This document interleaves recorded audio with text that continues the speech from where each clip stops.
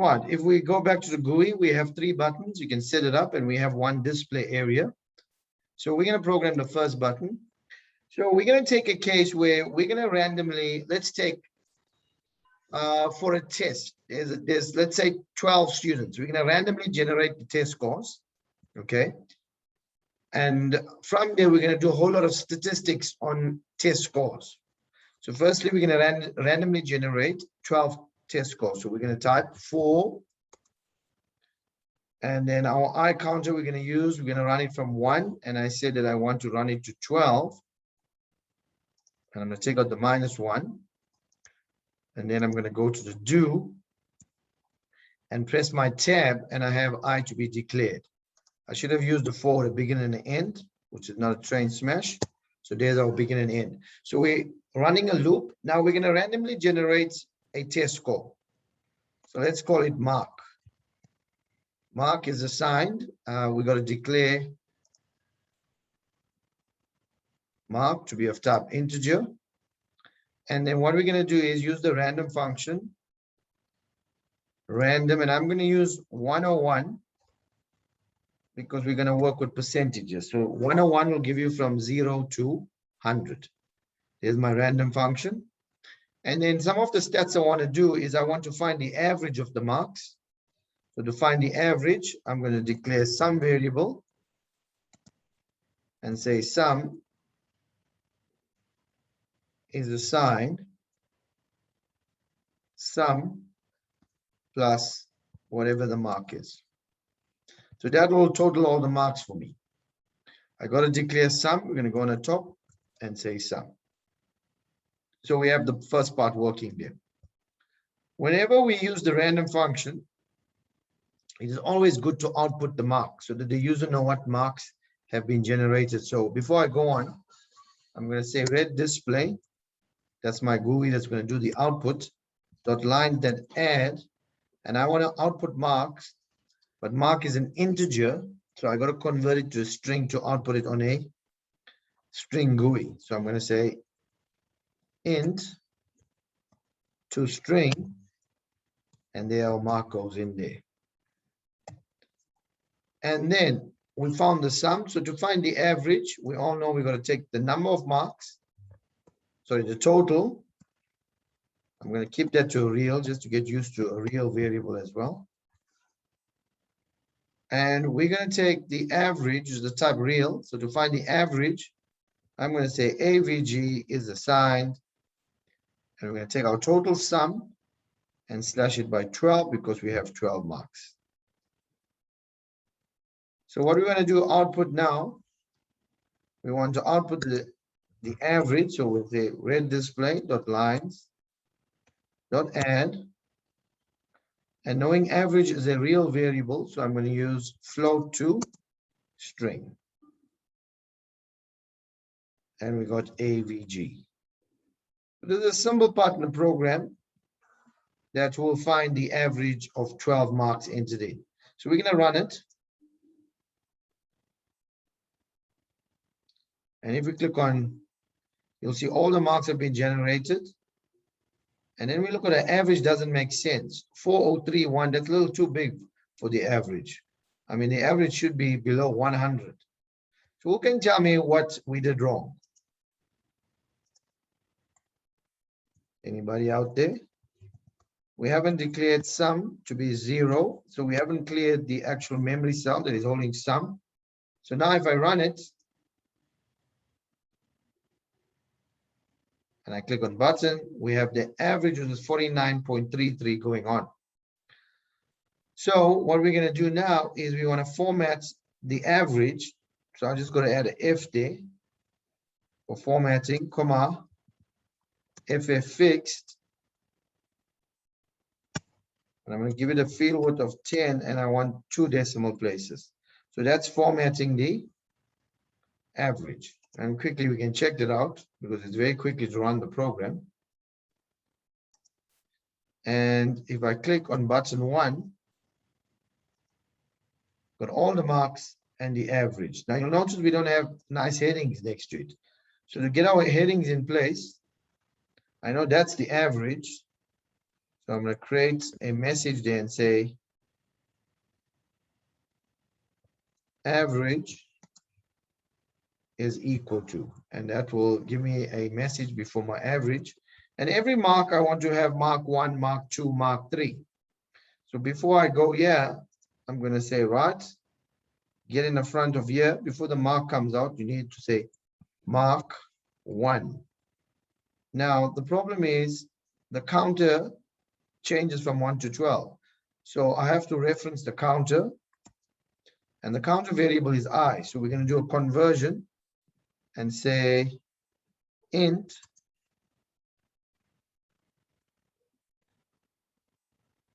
okay, sorry, I'm on the mark. I just want to type that in before I do that. So if we do that, got an error, strange. So let me quickly find my error. And I got 1, 2 brackets there. Let's take out 1 and see. Red display dot lines dot add into string mark. Okay, I should have had 2 brackets there. Okay, I'm missing. Okay, I see my error. I hope you saw my error. My message should have come before that. That converts that. In front of this, we're going to have a message that says mark 1, mark 2, and then I want to output the value of I. So it'll tell me mark 1, mark 2, because I is changing from 1 to 12. So that's an into string, and in brackets we will put I. Okay, and then we need a space between the counter variable and the actual mark. So autocolon, just to separate the counter variable with the mark. And hopefully that should work for us. Once again, another error I'm making. Can you see that? We've got a lot of errors today, and I'm having a bad programming day, so I know what the mistake is. Let's quickly cut that out. The message must come before the conversion. Okay. And if we run that, we should be in a better place, sorting out these errors. And now if we click, we got mark 1, mark 2, mark 3, and there's all our marks, and there's our average. So that's a simple part that allows us to randomly generate the mark, output it, and find the average. Now I want to do a little bit more in this program. Let's suppose I want to count how many people had, well, we can say how many people actually had 100%. So we now create a counter and say, right, count before we start is 0. We're going to declare this variable called count. And all we have to do is put a check statement here and say, if the mark, I don't think we'll get a lot of hundreds because we randomly generated. Let's say how many A's. So if a mark is greater and equal to 80, then our counter will go up. So I'm going to call this count A instead of count. This will count the number of A's we have. And then if its mark is greater than or equal to 80, then we can say, right, count A is assigned count A plus 1. Or we could have used the INC function there that will increase it by 1. Okay, that works, as you can see, but I should have output a number of A's. So I need another message that's going to tell the user how many A's we have. So we're going to have red display dot lines dot add, and we're going to say now count A, but that is an integer. So before we do that, we need to convert it from int to string.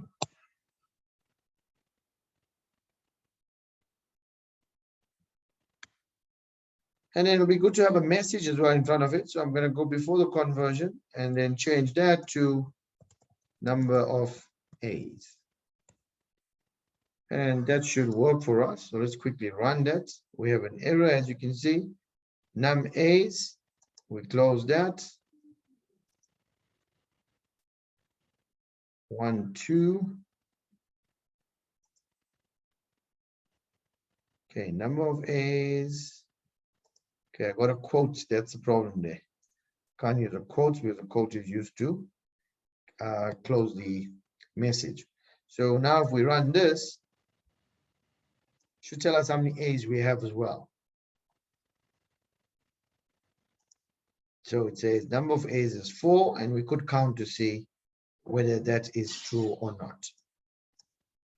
Okay, so that's what we've been doing with the loop. That means we must be able to randomly generate. From there, do your display, find the sum, be able to use the if statement within the context of the question as such. And this one is quite simple. We just want to know how many A's, and we now set up a counter. Okay, before we go on, any questions?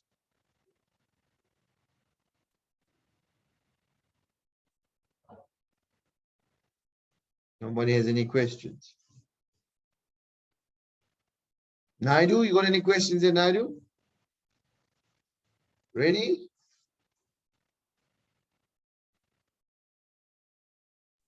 No, sir.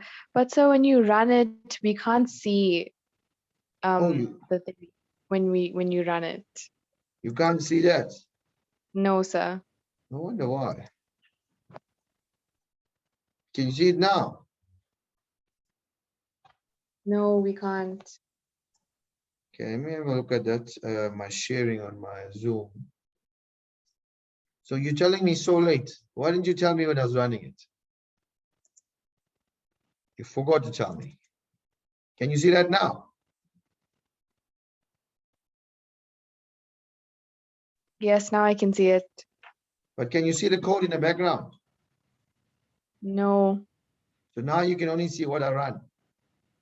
Yes, sir. Okay. So basically it's not allowing me to it doesn't share. Zoom is not sharing the output screen. Quite interesting. Okay, so we have to manage for that for now. Now what you saying?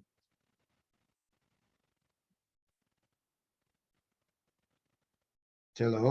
Now we can see. Now we can see both. Okay, that's the screen that I need to share. Okay. All right, can you see how the program Mark 1, Mark 2, right up to Mark 12? It gave the marks, it gave the average, and it gives the number of A's is 2. And you can see 1, we can actually count, there are 2 A's. So that is a simple program that's using a for statement, and it's combining it with a nice if clause. And remember now, we can do lots of things in this program. What we did was find the average, and we found the sum. Let's suppose we want to find the range of the marks. So mathematically, a range is the highest minus lowest. So when we deal with the highest minus lowest case, you can actually work out your first mark, or you can set your highest to be the lowest. What is the lowest mark you could get here? I'd say 0. Actually, even below 0, -1. And then you set your lowest to the highest possible mark you could get. And that will be 101, because we're running marks from 0 to 100. And then all we have to do, I'm just going to declare that. So we'll compare every mark entered to the highest. If it's bigger than the highest, which is H, then that mark becomes the highest. So we did do a similar one like this in school, or in class, I should say. Now we check if the mark is greater than your highest. So we're saying if the mark is greater than the highest, then the new highest becomes whatever that mark is. So then we'll say H is a sign mark. And then we use the same clause for the lowest. If the mark is less than the lowest mark set, then the lowest now becomes the new mark. So we now have the highest mark in H and the lowest mark in. So to find the range of the marks, all we're going to do is take the highest minus the lowest. Simple mathematical concept. So we're going to declare range. Because all the marks are integers, we can make the range an integer. And then if we run, oh, sorry, we need to output this first. So we're now going to say, right, red display dot lines.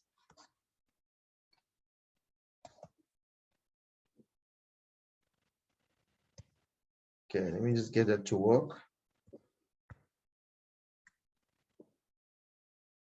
Dot lines dot add.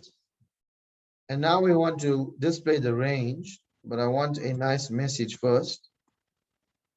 So I'm going to say range equal to, and then range is an integer. So I'm going to say into string.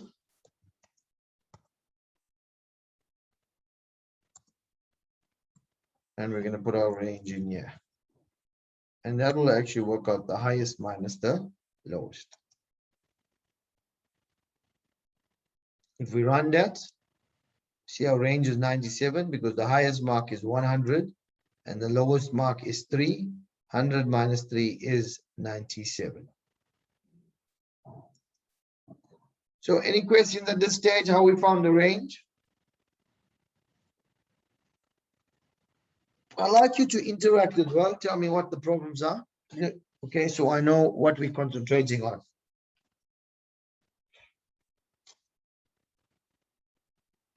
Nobody's telling me?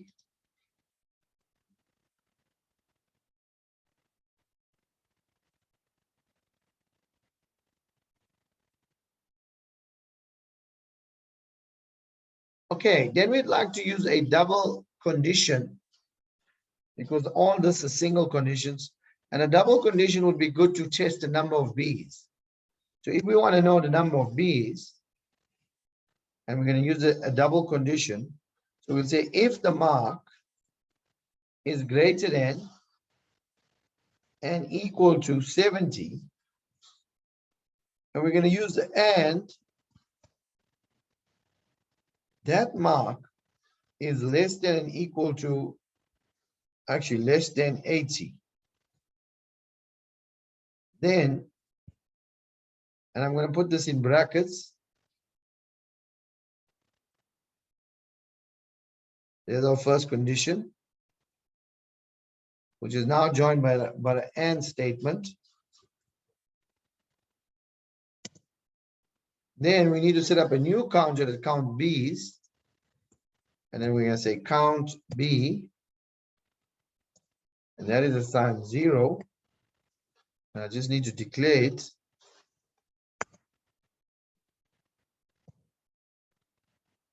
Okay, and then all we have to do now, increase the counter. So I'm going to use the inc function, increase count B. And that'll count the number of bees we have. And then all we have to do now is, I'm going to copy and paste to an output.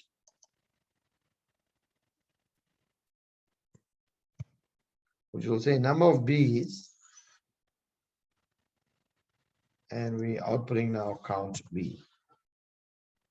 And that hopefully should work.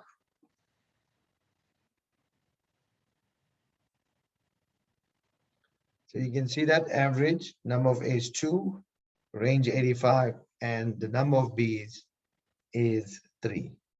So you can quickly check if the data is correct, the actual processing on that, which I think should be fine. It says 2 A's, 1, 2 A's.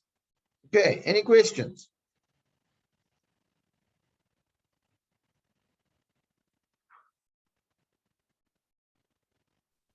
Hi, sir. I was wondering if you could show us how to do a radio group again, because I was trying to do it and I got a bit confused.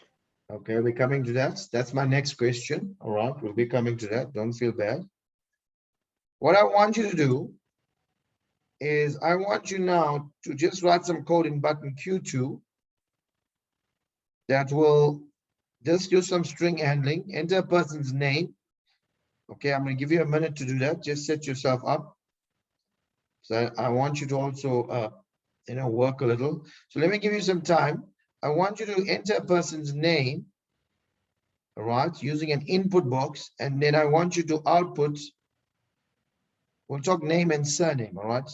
Then output is name and surname separately. Let's start. That'll be the first point. How many minutes you need? 5 minutes? Yes, sir, that's fine. All right, let's wait, give you 5 minutes to try, and then we can look at that.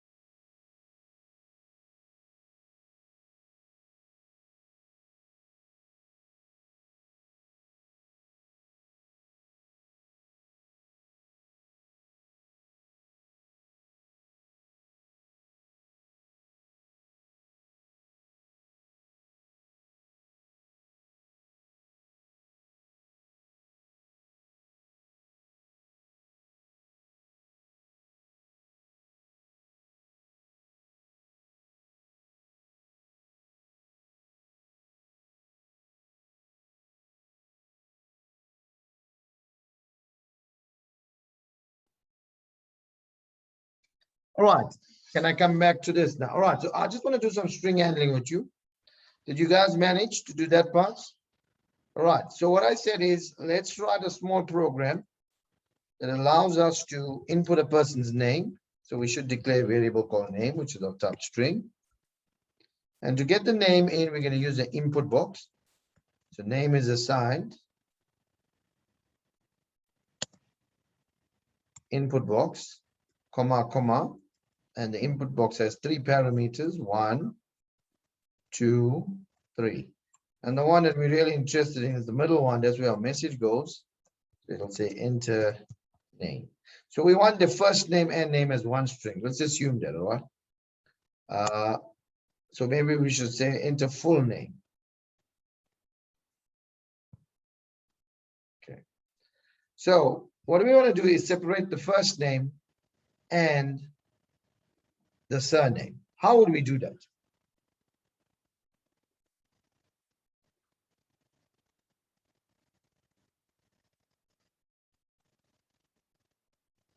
Okay. We could Hello. find the position of the space between the surname and the name. Okay, brilliant. That's what we need to do. We need to find a position of the space. So I'm going to say, call it space pause. Is that okay? Space pause, which means it's the position of the space to you. And let's quickly go and find the position of the space. So we're going to say space pause is assigned. And does anyone know what the code will be? Pause.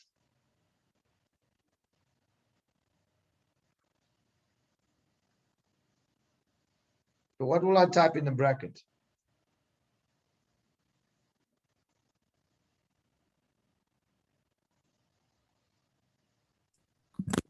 the space in brackets, comma, is comma name. Sorry. All right. Are you all happy with that? Well done. And then what we're going to do now is use the copy command. So we can say if name is assigned, and we need to declare this. We got name, comma, if name, comma, s name. And then we say, right, if name is assigned, we start to copy. And our starting position is copying from 1. And we're going to copy till the space. So it says, sorry, I should start with the name of the string. We're copying from name, comma 1 starting place, and to space pause. And actually, I think it's 1 below the space pause, so space pause minus 1. And that'll copy the first name. Then to copy the surname,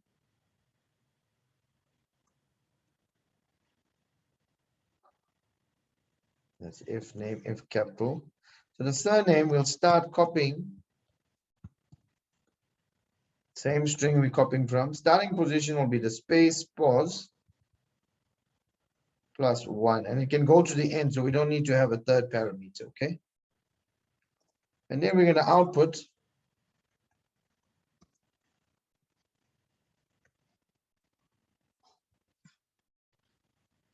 if name. And then we can put a message, but it'll come on different lines, so we'll know whether we right or wrong for now. And then we're going to say s name. So that's very simple string handling. Semicolon. So let's see if this works. So we're going to say button 2. The name of the person is Tom. Can you see my running screen now? Yes, sir, we can. Okay, so I'm going to type in Tom Hanks. Can you see it separated? First name Tom, second name Hanks. So let's suppose we want to make a username for him, all right? And the user or an email address. We want to generate an email address. So I'm going to create a string called comma email. And the email address is going to be the surname followed by the initial. So I'm going to say email is assigned. So we're going to take the surname, join into the first letter, which will be the initial. So you can reference this as if name. If you want to reference only the first with a square bracket 1, that'll give you position 1. Plus, we're going to join that to the length. You know, like sometimes you have a Gmail account, it says Main Street J127 at. So what I want to do is calculate the length of this person's name. So then all I have to do here, and we're going to call it L for length, and the code will be length of name. I actually could have done it directly. Instead of going there, I could have just said, right, into string, because email is a string variable. And then I'm going to say, right, length of name. That'll join into the length of name, followed by our domain name, which will be at gmail.com. That'll generate an email address. And then what we want to do is output that. So I'm going to say read display.lines.add, and we're going to say email. So we can run this.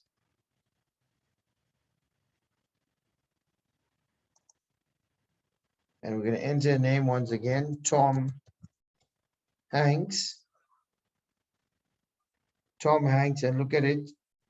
It's got a Hanks T, And the 9 is for 3, 4, 5, 6, 7, 8. It counts a space as well. Remember, we have entered the space at gmail.com. And there we have a lovely creation of that. Are you good with that?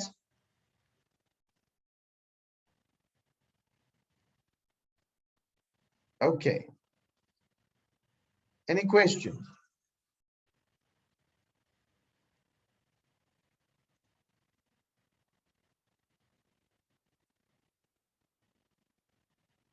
So can I just have some feedback at this stage in terms of, are you understanding what we're doing? Or are we moving too fast, too slow?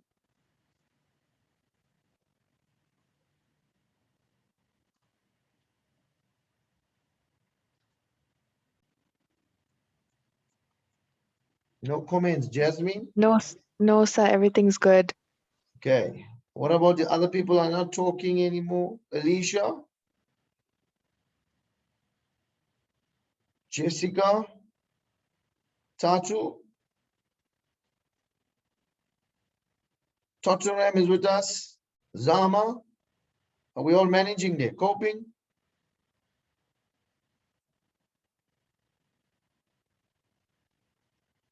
You can also send a chat if your mic is not working. You know, I do realize that some of your mics may be not working here. So there is a chat on Zoom. All right. That's also available for you. Type a message if you have something to. All right, but I think so far so good. So I'm going to go back to the design, and now I'm going to make this area a little bit smaller.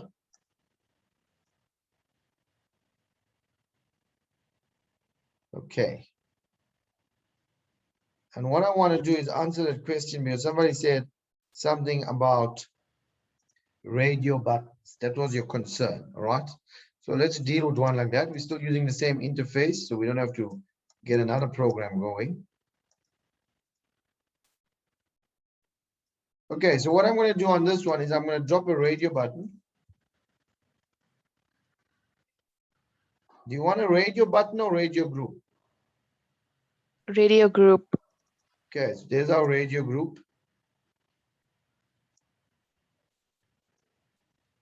So with our radio group, I also want to, while we add it, let's drop in a spinner.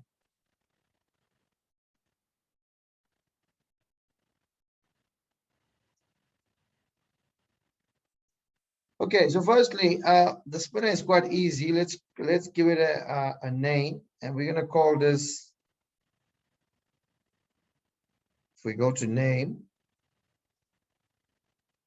spin. Let's suppose we're looking at we're buying airtime. So how many airtimes we're buying? And here we have a choice in terms of the radio group. So what we're going to do is go to items. And you notice there's our items here. And I'm trying to think of a good scenario here. All right. So our items here would be, the first one will be 5 Rand vouchers. Okay, sorry, airtime. Not a good scenario because I should have used a checkbox, but I just want to explain a concept. And we say, okay, and then it comes up. All right. We can also change the name of the radio group.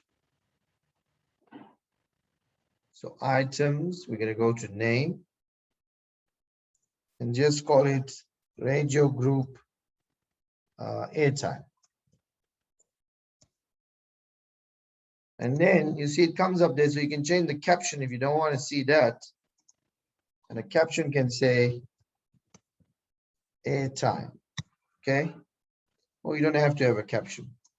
Okay. So our spin number. So basically in this question here, the person is going to enter how many 5 Rand vouchers they want. They can either choose 5 Rand or 10 Rand. And based on that, we can output how much they owe us. Is that good enough with this question? Okay, so the first thing we need to do is capture how many the spinner is being, how many, okay, let me just run this for you. So the person is going to come in here and click on button 3. Sorry, before they click on button 3, they got to choose how many, and then they have a choice of which airtime to purchase. So that is our idea of programming this. So what we're going to do now, I hope it's not too small. Maybe I should just make the font for you a little bigger.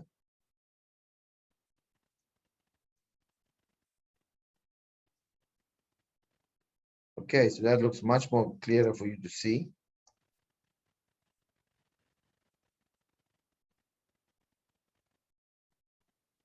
Okay. So we're going to double click. So firstly, we need to get the data from the spinner. So that's going to start variable, and num is assigned integer. We also want to work out the total price of how much they owe. So we can say total is assigned real. Control D. So to get the information from the spinner, I'm going to say num is assigned. Does anyone know? How would we get the information from the spinner?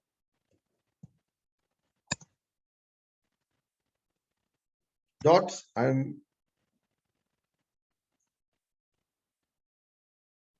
What am I looking for? Dot text. Dot value. All right, we're going to use a spinner uses dot value. The good thing about the spinner, it takes it as an integer, so there's no need to convert it. So now we're going to check which radio button did they group. So if RGP airtime dot, oh, sorry, item index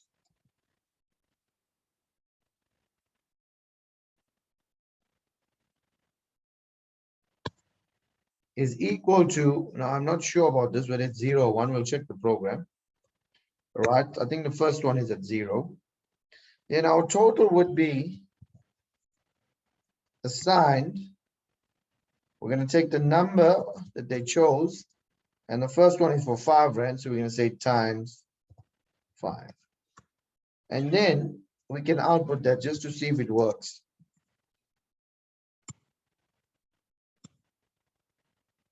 And we're going to use float to string. We use the F for formatting. We're going to say total, comma, and we're going to use FF currency. So we also have currency there, comma 10, comma 2. That should give us our rand sign. Actually, while we're here, if they don't choose item index that, we can use the else part and say else. They have to choose one. Our total will be assigned num multiplied by 10. And then if we run this, give you some time to follow me. So if we run this,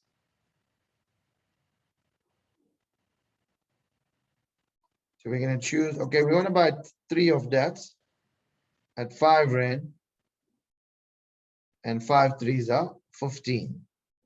But if I choose 10 rand, and that gives me 30 rand. So the program is working quite well, as you can see. That shows a simple illustration of how you use a radio group and a spinner. So where was the young lady who wanted to know about radio group? Please identify yourself. Yes, sir. Does that make sense to you now? Yes, thank you so much. All right, so that is how we would use your spinner and your, spinner and radio group. So what is the difference if we use the radio buttons?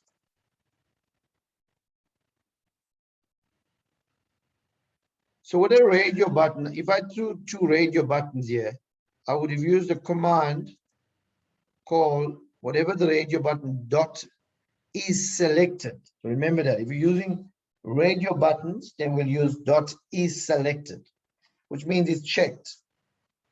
Or is it dot checked? I actually forgot. It's one of the two. Is it selected, or we can quickly test it out once I put a radio button in here. So in other words, sorry, if you throw a radio button in here, can you see that? And then if you go into your code, well, I haven't changed the name. So now you'll say if radio button 1 dot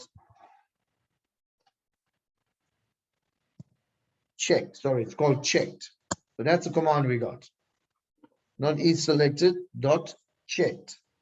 So that's how you're choosing a radio button. So can you see here we're using the item index, and here we are using radio button 1 dot checked.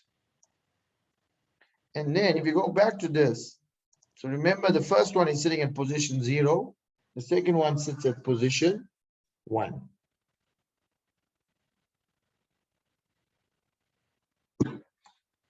Any other questions there?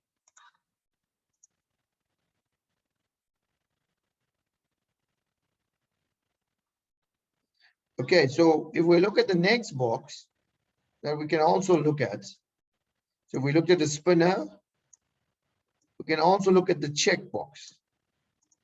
So we have a checkbox. And the difference between a checkbox, I'm not going to change the name, I just want to show you this. That the difference between your checkbox is that you can choose more than one. So if we go there, can you see the checkbox allows you to choose more than one choice? But in a radio button, you can only choose one. So that's how you're going to know the difference between should I use a checkbox or a radio button. And the coding is the same as a checkbox, just as we do the radio button. That means if checkbox 1 dot checked. So that's how we will look at that scenario. Any other questions? So if we're looking at the paper level for this week, the paper is just, I mean, for Monday, it's just got 3 questions. Question 1 is a straightforward question, just working with your GUI components, like what we're doing here. And then I just say question 2 is more if statements. You can have some simple GUI components there as well. And then the last question is to run a loop question using if statements, similar to what I did today. Can you see that? Lots of computation in the loop question. And then also coupled in with some string handling using pause, copy, length, etc. And then you should be fine for the paper. What I want to talk about now is your pets. So when you, Jasmine, are you with me there? Yes, sir. So the Sir, pets. Yes. Tato sent a message on the group on the chat. Okay, in this exam, I'm not concentrating on the repeat function, all right? So don't worry about the repeat function for now. Okay. So we're more interested in the loops that I've been doing now. Because of time and whatever, we'll just concentrate on the 4 loops. Right, let's talk about your pets. Jasmine, did you submit your petting? No, sir, not yet. You know it's due on Monday, yeah? Yes, sir. I'm literally almost finished. I was just confused about the radio group, so that's why. Yes, very good. Now, the PET is also practice for the exam paper. So when you did your PET, we should have prepared you well for your Monday's paper as well. So this revision together with the PET is good enough. All right, so I'm done with what I need to do. I'm going to post this video up for you guys. Okay. And then you can refer to it again if you were lost in today's session. Are we all good? Yes, thank you, sir. All right, so I'm going to log off. We were 50 minutes online, not too bad.